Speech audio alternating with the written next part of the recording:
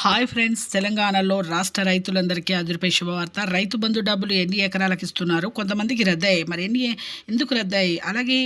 అలాగే రుణమాఫీ డబ్బులు ఎప్పుడు వస్తున్నాయి? 2,00,000 రూపాయలైతే రుణమాఫీ చేస్తున్నారా లేదా? ఎవరెవరికి చేస్తున్నారు? ఒకే దఫాలో వస్తున్నాయా లేదా? తెలుసుకునే ముందు లైక్ చేయండి, షేర్ చేయండి, సబ్స్క్రైబ్ చేయండి. పక్కనున్న bell icon all symbol button గంట సింబల్ నొక్కితే నేను వేసే నోటిఫికేషన్స్ మీకు వెంటనే అయితే వస్తే కలెక్ట్ చేయకుండా అయితే వీడియోలకు అయితే వెళ్ళిపోతాం ఫ్రెండ్స్.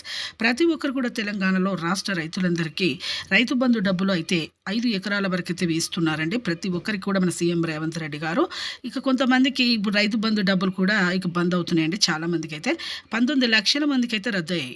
ఎందుకంటే వాళ్ళకి సాగు చేసే భూములు సాగు చేయకపోవడం వల్ల, బీడు భూములు అలాగే పెట్టి కౌలకు బటాయికి ఇవ్వడం వల్ల, రియల్ ఎస్టేట్ వ్యాపారం చేయడం వల్ల వీళ్ళకైతే 19 లక్షల మందికైతే రద్దయ్యాయి.